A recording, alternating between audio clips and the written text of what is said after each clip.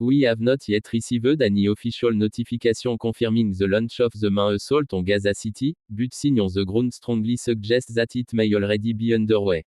Overnight, report and striking image emerged showing what looked like a ring of fire encircling Gaza City.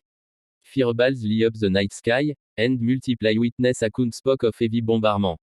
Adding to that sense, there are now credible reports of Israeli tanks advancing into central Gaza City itself, a major development. Up until now, ground force had largely stayed on the outskirts, focusing operations on surrounding neighborhoods rather than the heart of the city.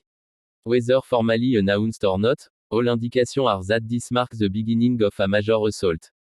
The timing is unlikely to be a coincidence. Only hours earlier, U.S. Secretary of State Marco Rubio stood beside Prime Minister Benjamin Netanyahu in Jerusalem and underlined Washington's full support. Rubio made it clear that the United States would not stand in Israel's way, but rather continue to back its military campaign. That message seems to have emboldened Israeli leaders at a critical moment. Inside Israel, however, public opinion tells a different story. Opposition to the government's war strategy is widespread and deepening. Poll after poll shows that roughly 80% of Israelis want the war to end as soon as possible. For many, the return of hostages held in Gaza is the overwhelming priority. Families of those hostages describe the current situation as unbearable, even torture. Official military liaisons from the Israel Defense Force are tasked with updating them, but in recent days those updates have been grim. Parents have been told outright that their loved ones, in many cases their own children, are unlikely to survive once the main offensive begins.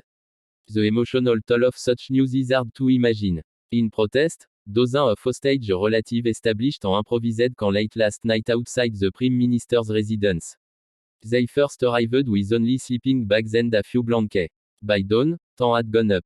This morning they declared they would not leave, vowing to remain outside Netanyahu's home until their voices are heard. Their vigil has become a highly symbolic act, drawing widespread attention across Israeli media and social networks. At the same time, heartbreaking messages continue to circulate online. Parents of hostages have been writing public notes to their children, urging them to stay alive against all odds. Some posts read more like final letters, a way of reaching across an impossible divide as the military escalation intensifies. Israel thus finds itself at a moment of extreme tension, with the government pressing forward into Gaza, the United States signaling its firm backing, and the Israeli public increasingly exhausted and divided. For the families at the center of this crisis, the stakes are personal and devastating. What happens in the coming days will shape not only the battlefield but also the very fabric of Israeli society, which is straining under the weight of war, grief, and political mistrust.